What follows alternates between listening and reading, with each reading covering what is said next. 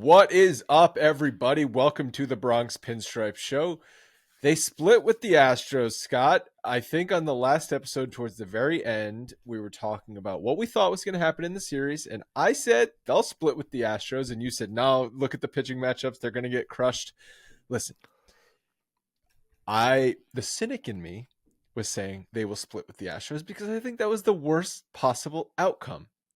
Treading water, remaining 500, remaining just barely out of reach of the playoffs is the worst possible outcome for this team.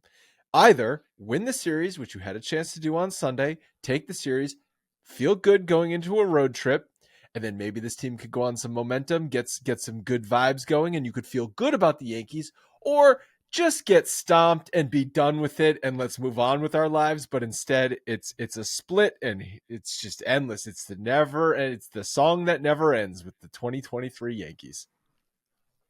Well, I'm looking at this as they had every opportunity in the world in this last game to win. And I think it was like 14 batters in the last 3 innings, something like that. Four next innings, to impossible something to crazy. do. Like unbelievable. They were all but giving them the game with the walks they couldn't find the strike zone, the pitch clock, error to Glaber.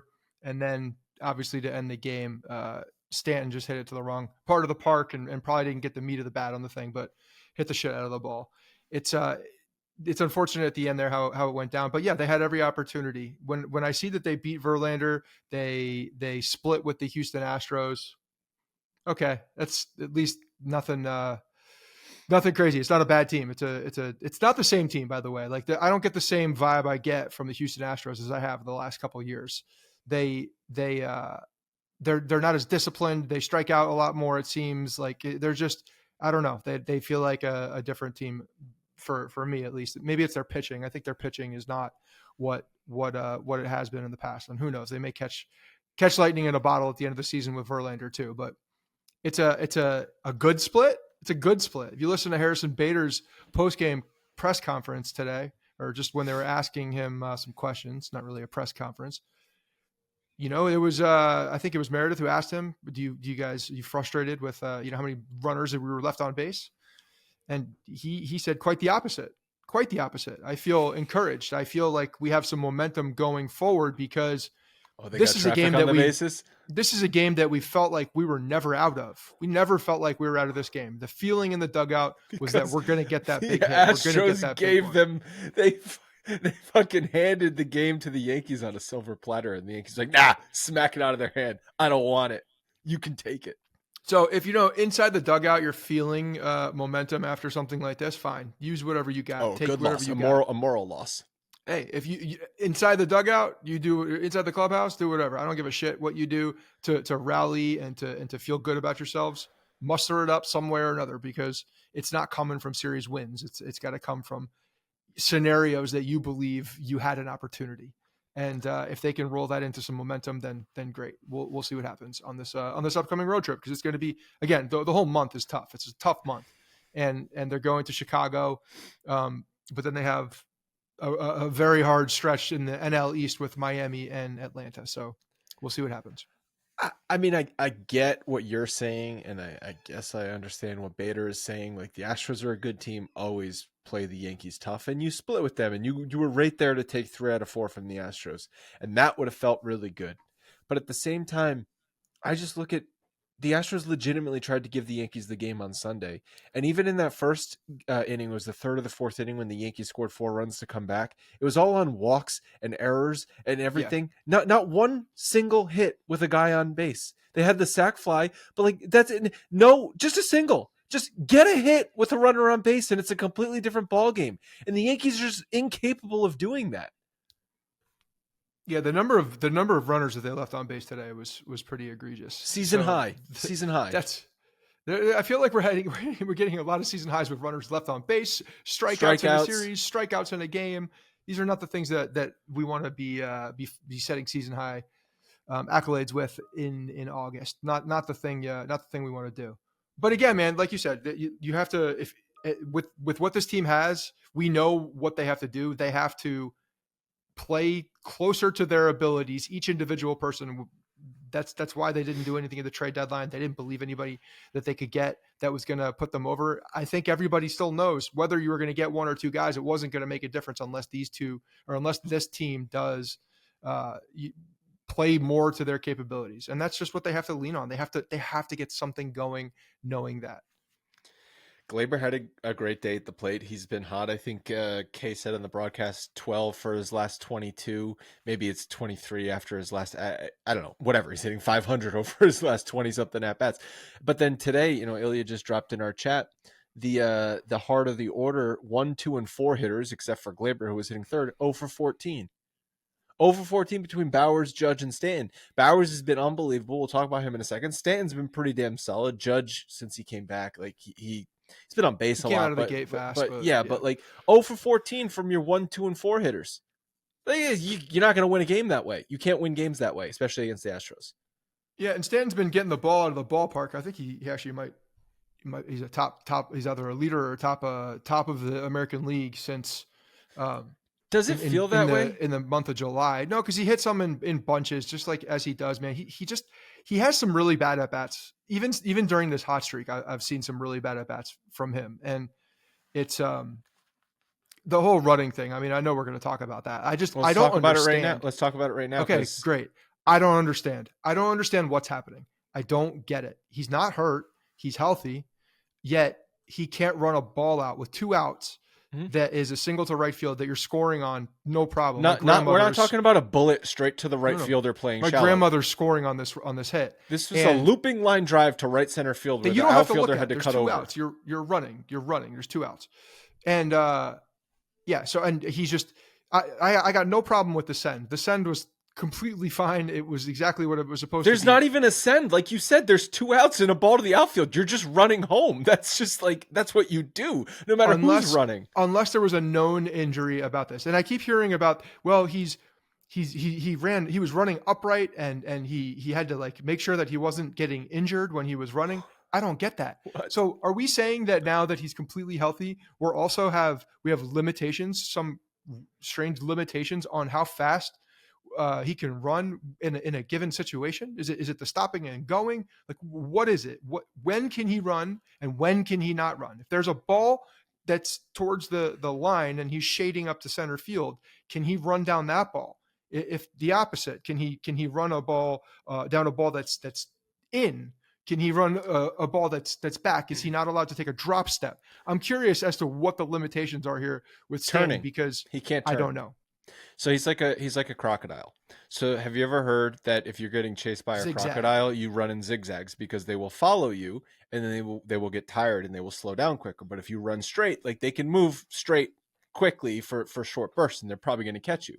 Stanton is a crocodile. If he has to run straight down the baseline 90 feet and that's it, he could do that. But as soon as he has to turn, which last time I checked, baseball's a diamond. And you got to turn left 4 times if you're going all the way. A lot of turning. Yeah. A lot of turning. Well, if you're playing the outfield too, there are back balls and forth. Yeah, a lot of that. So he had to make a cut going around third. He had to make a cut to his left. Could Zoolander not turn left or turn right? I can't remember. But he's a mix between Zoolander and a crocodile. He couldn't turn right. So it's like a left-handed Zoolander is what. So he made a bad cut around third and they're saying he had to pull up so he didn't injure himself. That's where we are with this guy, where he makes one wrong step. Healthy. I mean, you say fully, I mean, I agree, fully healthy, but that's doesn't sound if that's Stanton being healthy, he's going to, he is so fragile that one slightly wrong cut and he could just blow a hammy, roll an ankle. What are we talking about here? That's the thing, man. It's there's no. How is that? That's not healthy to me. That's the thing. Is this his healthy? That's my question. Is this what we get when we get Giancarlo Stanton healthy? That's sad. Round bases with speed. That's so sad. That's crazy. That's crazy because I don't know what that's going to do if there's a ball that is takes a little bit extra effort and mustard to get to in the outfield, and you can't always be the DH now. You just can't be the DH all the time, especially even if you're a DH, you have to run the bases. You have to be able to score from second base on a looping line drive to right center field with 2 outs. there's no excuse for not scoring. Like the I'm surprised Houston even made the relay throw home. They looked up and they're like, wait, Judge is just walking. Or excuse me, Stanton's just walking. He's 40 feet from home plate and Stanton's just walking. Yeah, I'll throw it home. And they had him by 10 steps. They had him by a lot. I couldn't believe it. I thought there was like, I thought he like forgot how many outs there were or something more than just like, no, bad turn, pulled up. I was really hoping there was some dumb baseball misstep, right? You like exactly like you forgot something. Forgot how many outs there were. Thought there was only one out. Just stop. But no, right? Like because at least then I'm trying to stay healthy. And then Boone said, Stanton is 100%. Maybe he was just trying to preserve himself. It's just one thing after the other with this team. It's so weird. It's just weird. That's a strange thing. It was a really, really strange play. I thought I was completely missing something where he was injured and I just didn't know it because that's exactly what it looked like. I was listening to the game at this moment, and so John and Susan and Sterling basically called it like he was just gonna score. And then he had to like amend himself and be like, no, he's out. The throw's in time. He's out. How did they get him? Like that was literally his train of thought. Like how did he get out on that play? Yeah. Well, John does that. Okay, he did that again today. But at least this one was. I was listening to a lot of it because I was running back and forth to Home Depot. It was one of those days. And how many times? What's your record for Home Depot trips in one day? In my last house, it was very high because I was 3 minutes down the road. Now it's a little bit of an effort. So I don't know, 5, 4. I've gone 3 times in a day before. Yeah. You get home, you're like, crap, forgot something. Oh, I needed something else. I got the wrong size. Got to go back. Yeah.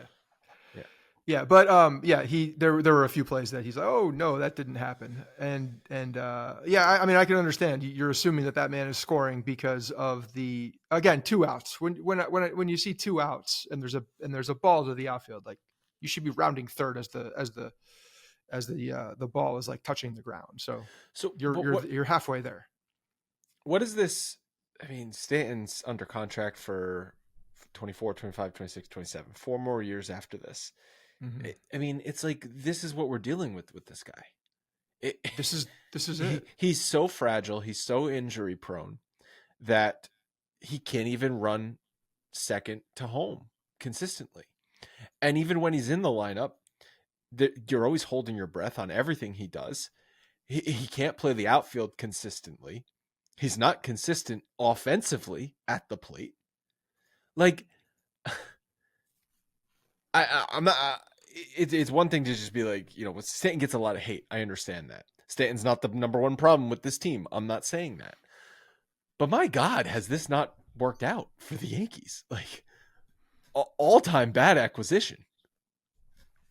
I mean, there have been a hell of a lot worse. But yes, when this is all said and done, we will look back and look at 3 contracts and 3 contracts only. We will look at Manny Machado. We will look at Bryce Harper, and we will look at Stanton because it was between those 3 guys.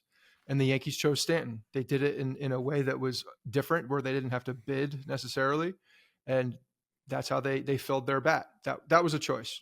Once Shohei Ohtani was passed, they moved on to the next 3 and chose Stanton. And they did it a little early, so they didn't get into that bidding war. But that was a very deliberate choice. Yeah, he was coming off the NL MVP. I understand. Like, at the time, I loved the acquisition. I thought it was genius. But we're not in the position making the decisions, right? Like, that's Brian Cashman's job. That's the Yankees front office job, to evaluate things and make the right decision.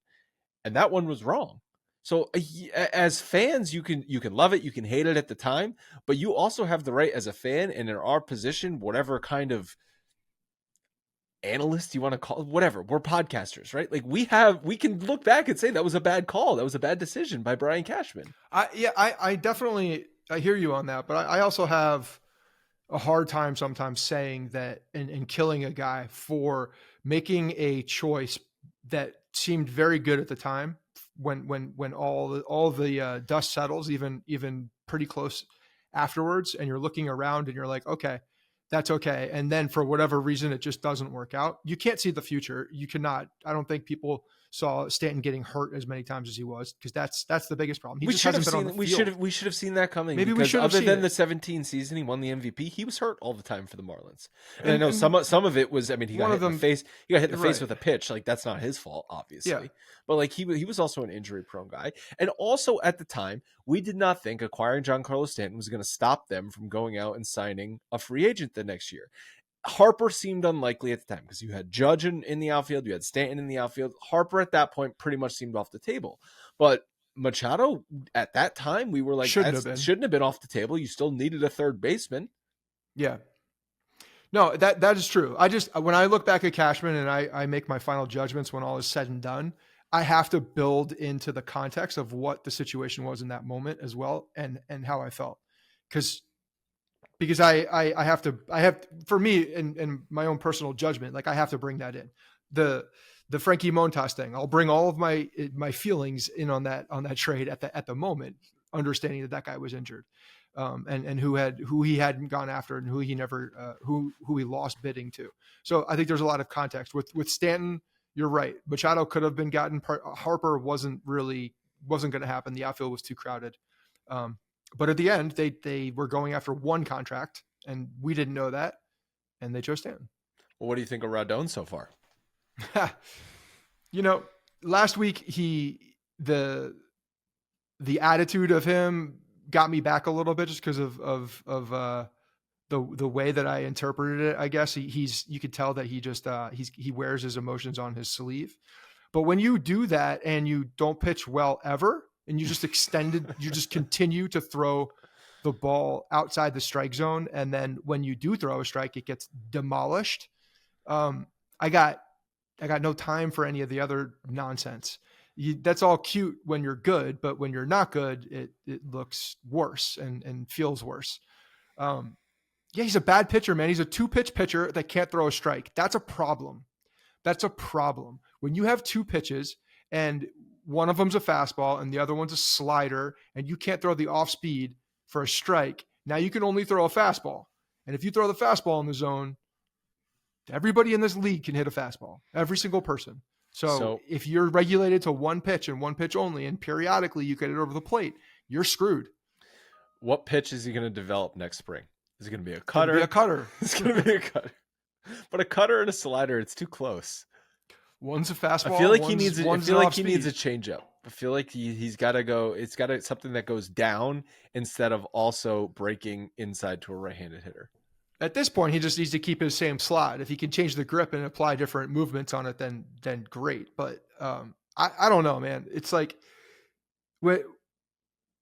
everything we hear about this guy and everything we've seen, he had good starts to the season when he signed with the Giants. He's been, at the top of the list, when you're looking at starting pitchers for Major League Baseball over the last few years. Like he's top of the list. He's right there with Cole and some other guys as the mainstays at the top, the superior starting pitchers. And then we get this guy who is floating around his 6 ERA, can't get out of a game without giving up 5 runs. 2 more home runs to the same freaking guy in less than 3 innings. Comes out of the game with hamstring tightness. And it starts with walks. It starts with letting guys on base and then allowing, those guys to score on the home run. We've said this in the past with Cole, and he's really cleaned it up and really made this an emphasis in his game. Oh, I forgot I found something, by the way. Let me finish this thought. And he doesn't give up home runs with runners on base very frequently. He will attack guys when there's nobody on and will give up the solo home run. But he's not doing that with runners on like he was last year. That was a problem. And now Rodon is doing that. But Rodon, you can't even echo in the same sentence, because he has shown nothing in Pinstripes so far. Nothing. He sucks. Like that's the expert analysis is he sucks. He says he sucks.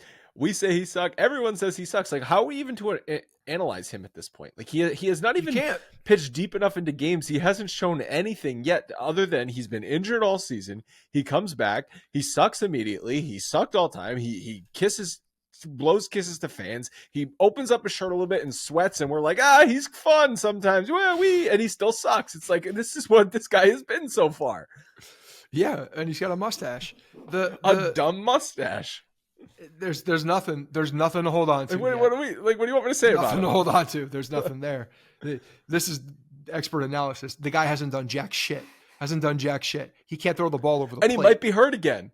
Like, would it surprise anyone if he spends another month on the IL? No, of course not. It wouldn't, because they're dropping fast.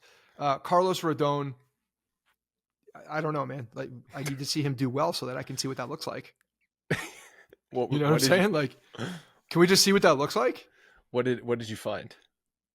Oh, so I'm listening to this. I've been listening to this book that I forget where I saw it, but it's this guy who works with Jordan, or worked with Jordan and some other just very high profile killer athletes, about their regiment, about their mindset, and a whole bunch of things. Right. This guy's name is Tim Grover. Anyway, so I'm listening to this book as I'm driving, called Relentless, and it's interesting.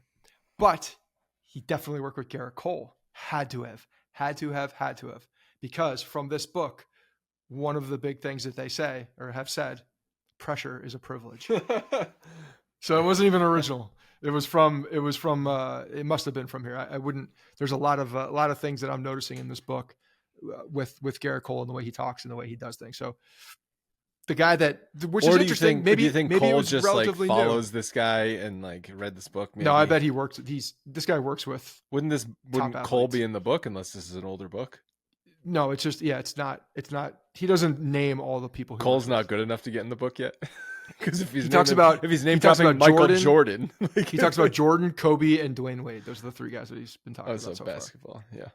Yeah, but he works with other guys too. So anyway, I thought it was interesting that pressure is a privilege. As soon as I saw that, I was like, oh, Garrett Cole. Listening to a book, huh?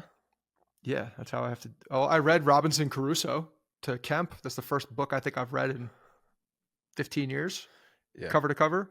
Yeah, like actually read. I've read Little Blue Truck about 4,000 times. Yeah. I don't count little chapter books. Okay, I have a standard. Oh, chapter books. How many pages? We got through a 230 page book, baby. That's pretty good. How long did it take you? I don't know. We would probably a week and a half of evening reading. That's good. That's pretty good. Yeah, he was on the edge of the seat. He liked it. Right. It was cool. I want to tell you guys about Factor meals. So Factor sent us a couple of samples a couple weeks ago. I got to tell you the truth. I love them. Not just because they were delicious, but they were also extremely convenient. 2 kids now. Evenings are a shit show. Leanne and I look at each other and we're like, what's for dinner? I don't know. Open up the refrigerator. Maybe something magically appears. And for a brief time, when Factor had sent us the food, something did magically appear. And all you got to do is pop it in the microwave and heat it up, and it is good to go. Factor is America's #1 ready-to-eat meal kit. They offer delicious, flavor-packed options that meet many dietary needs. If you're calorie conscious, keto-friendly, veggie, and vegan, there is something for everyone. The process is so easy. You just go on their website, you pick your meals from a weekly selection of over 30 options. Factor prepares and cooks them to perfection with their gourmet chefs, and then the food is delivered right to you. You simply heat it up. It only takes a couple of minutes, and you are eating amazing food. My favorite one that they sent us was the black pepper pork chop. What about you, Scott? The chili. They sent a couple of different chilies, and they've all been pretty tasty. Bevan had one as well, and really liked it. Liked how convenient it was. And one thing about these meals is they're put together by gourmet chefs. Like they're delicious. They're not just a regular meal that you can get that's pre-made. Like this is a legit meal. Very tasty. They have a ton of snack options as well, including cold pressed juices and shakes. This is seriously the easiest and best option for food if you are struggling to eat delicious and healthy meals. Sometimes it's easy to fall into bad routines and forget about taking care of yourself, but Factor can solve that for you. Head to factormeals.com/Bronx50 and use code Bronx50 to get 50% off. That is half off, 50%.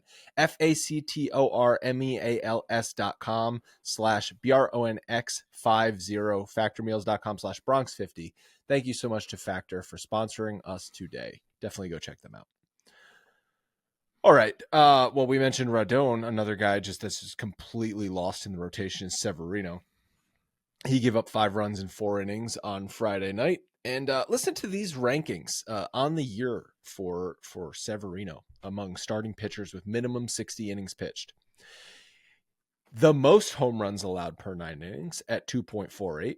He ranks 129th, which is dead last in FIP, 129th in ERA, 129th in batting average allowed, 129th in WHIP.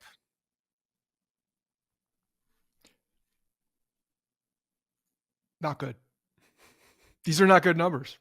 There's no reason he's in the rotation at this point. I mean, the only reason is because there's other people missing. But, we thought maybe he was onto something 2 weeks ago, and it's been a shit show ever since then. So, this is a guy that's not figuring it out. And I don't know why. I don't know what the deal is. I have no idea.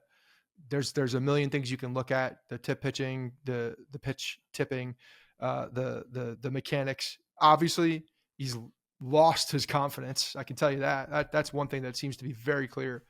And it's a better. I don't even know. You bring him out of the bullpen. I'm not sure what that does. Why? For you, what does that do for honest. you? Like no, it doesn't much. What are you going to trust him in? Mop up scenarios? Fine, put him in mop up scenarios. They're in a weird situation with him, to be honest. With what you do. I mean, he's due a contract, so that's not great timing for him. Do personally. not touch him with a 10-foot pole. But you ask him to compete out of the bullpen, and you have guys right now who are pitching better than him out of the bullpen. Why make that move? But it's not like with Severino where he hits a wall in the 3rd inning or the 4th inning when he's facing the order first. It's immediate from the get-go. He struggles. So what good is moving him to the bullpen going to do? I don't know. He can't pitch. So whether you pitch as a starting pitcher or you're pitching out of the bullpen, if you're not able to pitch competitively at this level, then it's a problem either way. So I don't understand what they're going to do with him. I feel like they're in a spot where they either have to call someone up and you hide him in the bullpen for a mop up duty and such, and try to, get him on the side, get him to get his groove back in some way and stall as long as possible. Phantom IL the guy. If something that's going on, because there are guys in the minor leagues right now, and even Brito just got sent down. Vasquez, both available and right now pitching significantly better than you can't pitch Severino. Worse than the worst pitcher in baseball. Right. If German doesn't go into rehab this week, does Severino get that start on Friday? Because Nestor's was already ready to come back. So does Nestor just take Severino's spot and German continues to pitch? I think that's exactly what was that's probably what the plan was. It had to have been. I mean, if you look at who was going to be up for that last spot, it would have been Severino and German, and I don't think there's a close. Not that German was pitching great, but again, you're sending one of these guys to the bullpen to pitch out of the bullpen and to be an arm for you out there. And I don't know how you possibly go to Luis Severino in anything that's other than a mop-up duty. Exactly. That's all it is. Soon, it's mop-up. That's it. And have any confidence in him, going in there and doing so anything. Then you send him down effective. to Scranton and just have him pitch down there. Try and figure it out. Ilya, are they even able to send him down to Scranton? I don't think so. I think you have to DFA him. Well, you could, like you said, Phantom IL him and then rehab him in Scranton. Sure. Great. Then something like that. But again, then DFA he's not pitching him. For the big club. Then he's not pitching for the Yankees. Then DFA him because he's not under contract next year. They're hopefully not going to sign him. He's not helping the team. So just end it. They're going to have to at some point if he continues to do this, because the margin for error for this team is very small. You can't just roll him out there and give up 7 runs every single time. You're losing Carlos Rodon's giving up 5, so you can't afford it somewhere else. Exactly. You're losing every time Rodon takes the mound. You're losing every time Severino takes the mound. And then the other 3 days are toss-ups. Okay? So you're already in the hole 2 out of 5. And then it's let's hopefully win 2 out of the next 3. One of the things that gave me confidence this series was watching Nestor pitch. Nestor did look good. Granted, didn't have an extended period there. 4 innings. He was on a pitch count, 4 innings, but he looked a lot closer to what we had seen in the past. 100%. He looked like he was in control. He looked like the Nestor of old, who was really feeling confident with all of his pitches. And that's a guy that, you know, you have a lot of confidence in going out there and giving you an opportunity to win that game every single time he takes the ball. So that's huge. That is very, very big. And God help Rodon for if his ass better figure something out very soon, because this is wild if we sign this guy for all the money that we did and he doesn't pitch well at all this season. That's just crazy town. So if you have those three guys, you see some wins. We were talking about this in the chat earlier, like trying to figure out, oh, does Rodon struggle out of the gate normally in a season? I'm sorry, you can't compare this to a normal season. This guy was out with a back injury until July. So whether he normally struggles in the beginning of a season or not, this was not a normal season for Carlos Rodon. I mean, I don't know. Yeah, but I'm curious as to when he does start, if he before he gets ramped up, that if he's a slow starter. But again, I mean, slow starter is one thing. This is awful. This is, like you said, this is awful. Pitching this is to bad. a 6+ ERA. That's not slow starter. That's, you know what I'm terrible. looking for? Here's what I'm looking for. I'm looking for a moment where he figured it out after sucking. That's what I want to see. Thought it was the first inning today when he had like a 7 I'm pitch talking inning. about in a season. I want give me a stretch where he was bad and then became Cy Young. That's like my glass half full. Well, last year that's what I'm looking for. No, we looked at this last May. He struggled, and it was because of the arm issue, and then he was dominant from there on out, pretty much. But that was because of an injury. He's healthy right now. He's healthy. He just left the game with a hamstring. Well, beyond the hamstring, he thinks it was a cramp. Did he not drink Gatorade before the game? What's happening? It sounds like it's much ado about nothing, to be honest, and that they took him out precautionary. Like he was coming out of the game anyway because he stunk. Like that's kind of where my head is with what just happened. They're gonna give him an MRI because they should. That's the right thing to do. Hey, maybe you should check out all the different things around a player to find out why they're not doing well. Check out their maybe head there's too. something going on. Who knows? Maybe there's something going on that they're not even talking about or they don't know about. Who knows? So they're going to look at him, but I have a feeling it's nothing. But yeah, man, he's just got to figure it out. And I want to see somewhere where he figured it out. That's it. I want to see where there was a happy ending. They kept talking. So you can't say that.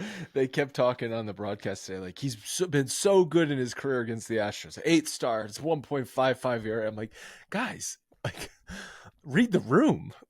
Like this is not dealing with the same pitcher right now. I don't care what he's done in his career against the Astros. Well, dating also back different teams. I don't understand with the why pitching with those the numbers get thrown out. Pitching with the White Sox 2 years ago is the last time he faced. It's like, come on, this is not the same thing. I hate when that happens. Either way, he's just got to figure it out. And there's a big problem if he's injured, because if he is injured and that hamstring comes up, if that MRI machine comes up and says, "Oh, there's a strain, grade 2 strain, grade 1 strain," and he's got to be out for 2 to 3 starts. Now he's got to ramp back up again. Now he's got to do all the things. Well, you know what we're dealing with, and then we have Vasquez and Brito both in the rotation. You know what we're dealing with, which maybe that's an improvement. That's an improvement over there. We're dealing with an injury guy in Carlos Rodon, so he's going to be injured a lot. I don't like this whole new injury guy thing coming out of your mouth, because it's going to be every player from now until eternity. You know that, right? There's players in the Yankees right now that are not injury guys. I shit all over Gleyber Torres pretty much every episode. He's not an injury guy. Credit to him. He's not an injury guy. I'm so happy he's doing well right now. I hope he just continues to mash. Yeah. Just continues to mash. He's hitting 500 over his last 20-something at-bats, and he raised his average to 270. Yeah. Again, that's like 330. He's not been the best hitter. By the way, we can no longer say he's been the best hitter on the Yankees this year. That belongs to Jake Bauers. I don't know about that. Oh, higher OPS plus. The player that Gleyber has become, he's a good player. Sure. Good player. I don't want to talk about him anymore, or at least for this episode. But you are right about Nestor Cortes. It was good to see him back and more in the 2022 form than 2023 form. Only a run was the solo homer to Altuve. And then going all the way back to Thursday, they did win that game. Schmidt pitched, even though they got out hit by the Astros. they did. They got the Stanton and Billy McKinney homers in the first, and were able to hang on to that game. Also, Clark Schmidt again showing up for a good opponent. By saying there's three, Clark Schmidt's the other guy. I'm not saying Clark Schmidt's one of the. He's a good starter. He's a good number 3-4 starter. That's what he is, and he's been 4 or very 5, good. 4 or 5, 4 on this team. He's Again, been the 2. Here you go with the because I live here. Thing. This is where we live. This is where we live. This is where we live. This is what we look at. Yeah. Imagine looking out your house and like expecting there to be like, 20 acres of beautiful rolling hills and a sunset every night, even though you're looking the wrong way. There could be, you could think that and then be disappointed every day. I'm just looking out my window, hoping crackheads aren't shitting on the lawn. Okay. With the Yankees right now. That's what I'm hoping for. Well, Domingo German is no longer with the team. So we did get from the Wall Street Journal a little write-up on the incident on Tuesday, which there was a lot of speculation. Was it with his family? But no, it was at Yankee Stadium.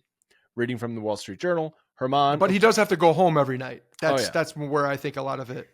He's got to go home, and that's scary if he's doing that in a clubhouse. It says German, according to people who were present, entered the clubhouse playing loud music and making jokes while Marinaccio was packing his bag, which irritated teammates who confronted him about his lack of decorum in a difficult moment for a teammate. The next afternoon, so this was, I guess, Wednesday, then the next afternoon, before he was going to be checked in to rehab, right before they announced This was all Tuesday. This was all Tuesday. The incident. This said the next afternoon. So I don't know if him making jokes. When did Marinaccio get sent down? Was that Monday? Ilya's going to look that up. Said German arrived at the ballpark and appeared intoxicated, according to multiple people who interacted with him that afternoon. He entered the clubhouse and argued with teammates. He flipped at least one couch while teammates and staff tried to get him to calm down. During the outburst, German verbally lashed out at Boone. Along with others, Boone declined to comment on his interactions with German on Tuesday. The team, in an effort to get German to contain the situation, briefly sent him to a sauna in an attempt to sweat out the alcohol, according to people who were present. Eventually, German was held in the team's nap room while his teammates prepared for Tuesday night's game. Team security was stationed outside the room while German recuperated. So yeah, this was Tuesday, so it must have been Monday that, first of all, making fun of a teammate for getting sent down to the minors, just a complete jackass, just a complete piece of shit. Yeah, he's an asshole, man. He's who flips couches? Flipping couches?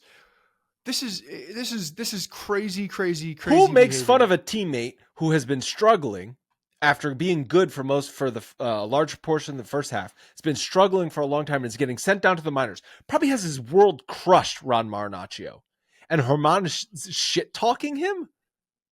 What an ass. I mean, yeah, that's the least of his offenses, to be honest. Well, you have no respect. Like, teammates can never have respect for you again. You're making fun of a guy for getting sent down. Like, you're never going to get the respect of your teammates again. There's a number of things where he doesn't deserve the respect of. But the Yankees kept him here after he hit his fiance in 2019. That should have been enough to let him go, especially because he wasn't good, and it wasn't. Okay, and they gave him more chances after more chances. And then he gets suspended for sticky stuff. No, that's not enough. Let's just keep this guy around. And he's just a drunk who's shit-talking teammates, flipping couches, yelling at his manager. It's the only thing I can get behind. Hopefully I heard that. I was like, well, at least he got some lashes in on. Like, hopefully he took a dump in Boone's office before he got sent to the sauna or something. Oh man, what a complete disaster. What a complete disaster. And know that this 100% the Yankees' fault.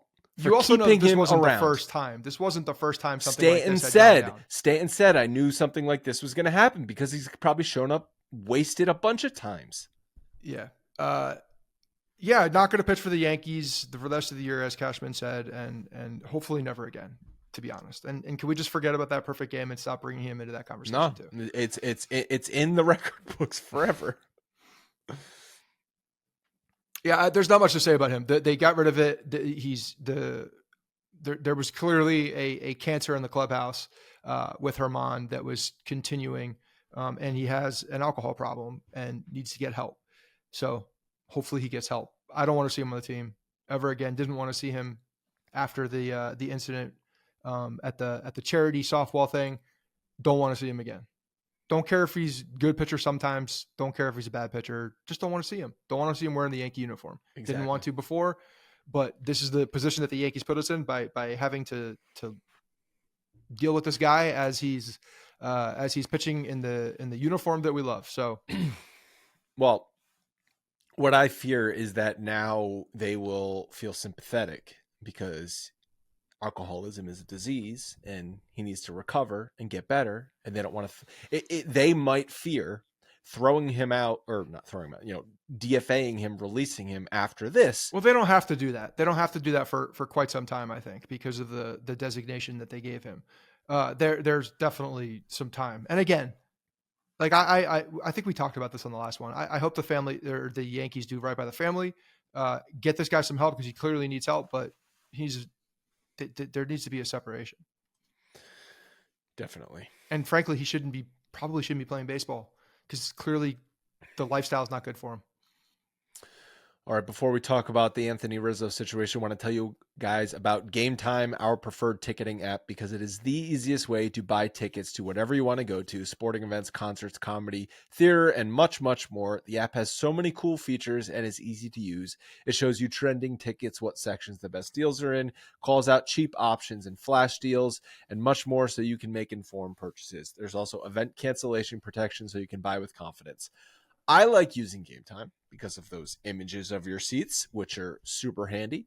It's also a fast buying process because I'm very impatient. So I just like to do a couple of taps and then boom, I got my tickets.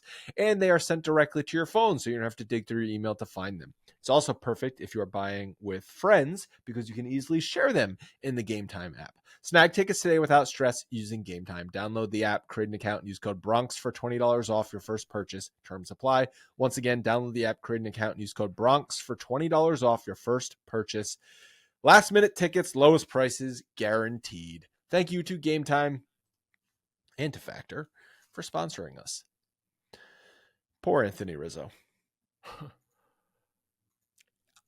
You might think I'm going to sit here crushing the Yankees medical staff, but there was an article in The Athletic. I don't know if you read it, but just talking about the difficulties of diagnosing concussions. And I understand that. And concussions is one of those injuries. Like, it's not going to show up on an MRI machine, right? Like, it's not an X-ray where, oh yeah, he broke his leg, clearly a break in his leg. Like, it's a very odd injury to have happen. The thing is, though, this happened in May. He went through concussion protocols and passed. Rizzo said his concussion test at the time back in May. Back in May, he went through the tests. He said the test was 10 to 20 minutes long. He was evaluated by answering a series of questions ranging from the basics to how he felt, whether he could recall what happened on the field, whether he could recite the months of the year in reverse order, and whether he could recall words the training staff said minutes later, among many other things. The staff also did checks to see if the player's movements were irregular and if he was examining any odd signs in his eyes or if he could follow his finger, the classic thing. The bottom line is the protocols in place, which are agreed upon by MLB and the Players Association, he passed those. Yep. The thing is, though, he was the worst player in baseball for 2+ months. Dating back to that date. Exactly. Clearly something was wrong. Okay. And if they, after say a month, okay, 6 weeks, and you're looking at this guy and you're like, well, clearly something's wrong with you. Let's do something else. And then in Baltimore, which was it like a week and a half ago, he told the Yankees he's feeling fuzzy. And they continued to play him 3 games in a row after he said, I'm feeling fuzzy. That is where you could second guess how they handled this situation. I could second guess the whole thing, to be honest, because it feels like this just happened with Clint Frazier. With Clint Frazier, after he hit the wall in spring training, it didn't look like one of those. Both of these plays, I would say, didn't look like one of those classic concussion plays, but both of them obviously affected the player enough to where I went back and watched the Tatis play over and over again more just to see, and there was pretty significant impact with his hip and head. And look, man, like here's the problem: we're all as fans watching this saying something's going on here. Something's going on. Anthony Rizzo doesn't forget how to play baseball. He's not this player. He doesn't just forget and become the worst player in baseball overnight. And then all the statistics literally go back to that date. You absolutely have to, if you don't catch this in the first 2 weeks, the first 3 weeks, okay, I get that. I get it. But as you just mentioned, when this continues to linger, the medical staff has the obligation to continue to run tests and do more and figure things out and keep a closer eye and identify what's going on. Because if you're not able to play on the field like you normally are, whether you say you're good or not, clearly something is happening. None of us knew what it was. I think we all went back to the neck or the back, which makes sense because when you think about the impact of that, We thought physical. We thought it was a physical, but of that injury limitation. There's compression in the neck. There's Right. with the way his head got thrown back. But yes, that they have to be well aware of that. And this is something that happened with Clint Frazier. Clint Frazier's I don't know at what point he decided that yes, he was all the way back and felt good. I don't even know if that time has come. I have stopped following, his career at this point. I don't know. But it just happened. It just something like that just happened. It feels like. So you'd think that the head injury, the people that are really keeping an eye on that, not just for the concussion protocol to either put him on an IL stint or not, like that's the first layer of that. But the medical staff needs to continue their care and continue their monitoring to understand why things are happening. Because if they can't figure it out on the field as well, and there's something that's just like, there's a disconnect somewhere, and then it all goes back to an injury, it's like, it's not that difficult to figure out that something in that moment happened that's still affecting this man.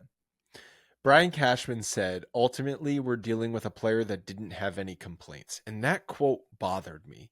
It's like, so you have to wait for a player to come to you? Like, what is the medical staff there for? They shouldn't be reactionary like that. They should be monitoring. Looking at your players. You should be, yes, obviously if a player comes to you, duh, but you also need to be proactive in making sure your players are okay. And they weren't in this scenario, other than the concussion test, which again, he passed, so fine. But just because you pass something like months went on. Hitting a baseball is hard to do, obviously. One of the hardest things to do in sports, if not the hardest thing to do in sports. When the ball's coming at you that fast and you have to have split-second reactions, there's no room for error. And if this man has a slower reaction time to a baseball that's coming at him 95 miles per hour, and he's feeling like he normally does a particular thing, and even if he doesn't say anything, they know that there was an incident. There was an incident on X day. Was it May 21st? Whenever 21st. It was. They know what happened then. They know that he went through protocol. Maybe there should be some extension of that protocol to understand that, hey, sometimes symptoms from concussions don't show up immediately, and they don't show up in the same way either. And when you're dealing with such a small margin of error like you do in baseball for hitting a baseball, it could go unnoticed because, he can field, he can run, he can do the things. But when you're dealing with like reaction times that closely, something's off. Something has been off. And it isn't just us talking about this.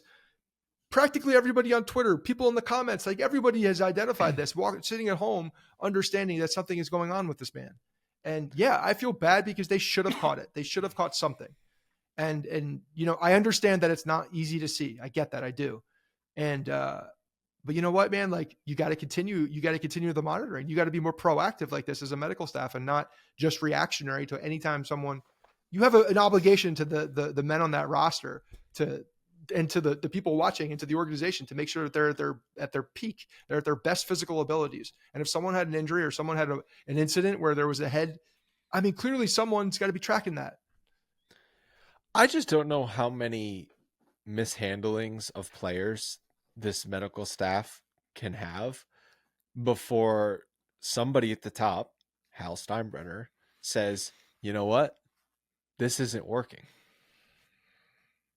it goes down to so many inner workings of this organization that I don't know where to start. The medical staff is definitely one area that they need to look at. It's been But 5+ years you could of continue down the decisions that have been made, the people that have been hired, and it's not working. It's not working. it's just bottom They line, need not working. they need an external consultant or 5 or 10 to come in and do something different. They need a full organization audit through all of the different facets of what's happening in this team. Truthfully. It was a 4-day span of the Herman stuff, the Rizzo stuff. It's just like On top of not doing a damn thing at the deadline, it's like, yeah, only the no room for Yankees, breathing. like I feel like in 20 years we're gonna get a book about the 2023 Yankees and the dysfunction from within. Like that's the type of season we're dealing with here. Yeah, this is some Mets shit. The past week and a half is like what we're used to with the Mets.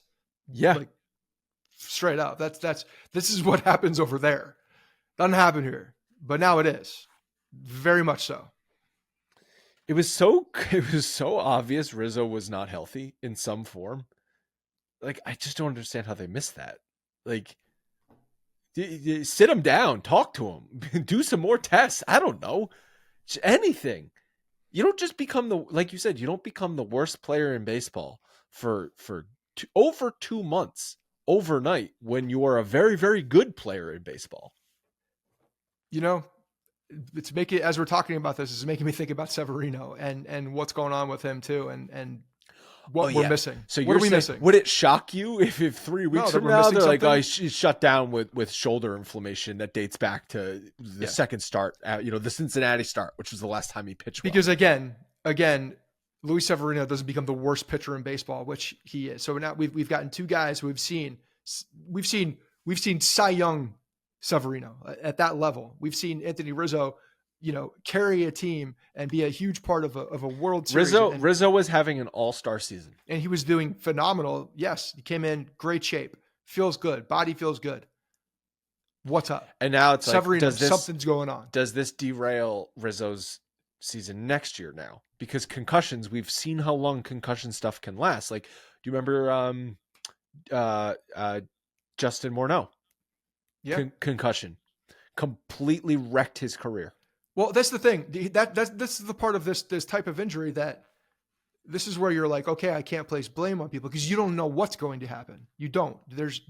Throw precedent out the window, throw protocol out the window for each individual because it will affect them differently. But you got to monitor it. You got to keep your eye on certain things. There's certain cognitive things that you can track and monitor and identify what's going on.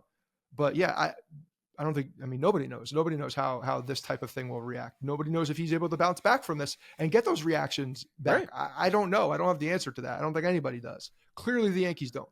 So if they think that this small amount of rest and they're able to treat it in some way, again, that's great. If there's some kind of treatment that you can have for, how do you treat this. A concussion other than they were talking about some type of treatment. I don't know what you do besides rest, but there's clearly something. This is beyond my area of medical expertise. What are also the ramifications of playing with a concussion for 2 months? Like that has to be terrible. I don't know. Well, I don't think he had a concussion. He didn't have the concussion. It's the symptoms. From that I know you incident. don't have a concussion for 2 months, but like he never got the rest he needed other than he did spend didn't he spend brief time on the IL originally after the play? I think he spent the 10 days on the IL or maybe he sat a couple days or something like that. But I feel bad for Rizzo, honestly. Just like, and at least now he can look and say, okay, my reaction skills are off. Yeah. And it's probably because of this. That's got to be okay. Cool. Like, yeah, I didn't just, at least I know what it is. I didn't get the Monstars didn't steal my powers. Right. I'm not just bad at, like, everything feels the same. So there's a reason for this. There's a reason why I haven't been able to do this. That's got to be, as a pro athlete, that's got to give you a little bit of a boost, understanding that it's not just you betraying, but scary as hell too, because you don't know if you're able to come back from something like that either. Yeah. On the one hand, like you said, we're glad Rizzo just didn't forget how to play baseball and just sucks now. But what if he never recovers, which is, I don't want to say gonna happen or likely to happen, but it's a possibility. It could happen. He could never recover from this. Not to the level of being a professional hitter. Maybe. I don't. Yeah. Again, we don't know. The brain's a crazy thing. Add it to the list. That's the thing, man. There's just a laundry list. There's a laundry list of things. And the only thing that can make us feel better right now is if this team goes on a streak and actually starts playing well. That's it. Because you add all these things to below mediocre baseball.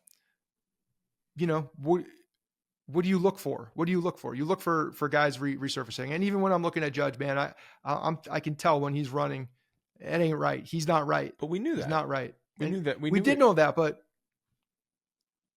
he's not going to come. He's going to hit. He'll probably hit in spurts a little bit, but that toe's going to be an issue for the rest of the year. And he's not going to be the same Aaron Judge. He's not going to be that guy. He can't. Yeah. And he's trying. He's trying. But you get days like today where he looked terrible, went 0 for. The guys around him went 0 for except for Glaber. And that's the reason the Yankees lost, because they couldn't get one hit. One of those guys gets one hit in one of those at-bats with runners in scoring position. It's a completely different game. We're not talking about they need to go 5 for 14 instead of 0 for 14. No. One hit. Just needed one hit. And, the other thing about Judge, too, is if the Yankees continue to fall back in the wild card and they're 6-7 games out, if that does happen, they for no other reason besides, allowing Aaron Judge to fall into bad habits and to fall into bad mechanical things because of his injury, similar probably to what DJ LeMahieu has done.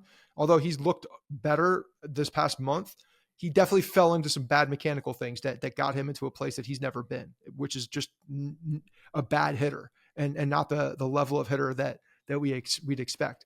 I don't want Judge to go hurt through the rest of the year and develop, some bad mechanical things that derail him for, longer. Shut him down, because if you see him laboring out there and this team is out of it, there's no reason for that guy to be playing.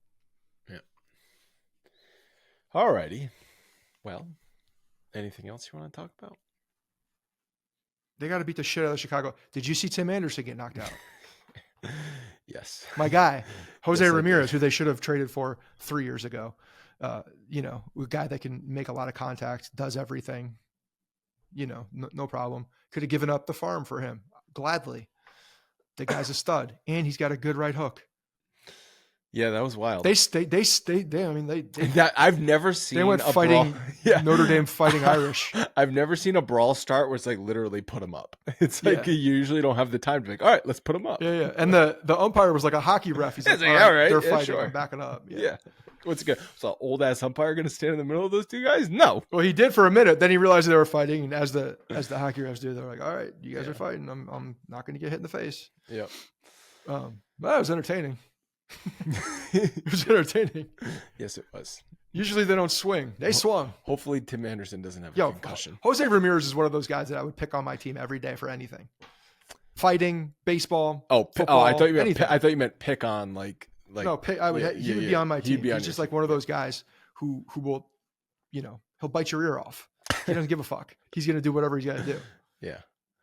All right, that's going to wrap up today's show. We'll talk to you again after the White Sox series. Once again, thank you to Game Time and to Factor for sponsoring us today. If you guys are interested in either of those two companies, go check them out for us. It would mean a lot. Talk to you in a few days.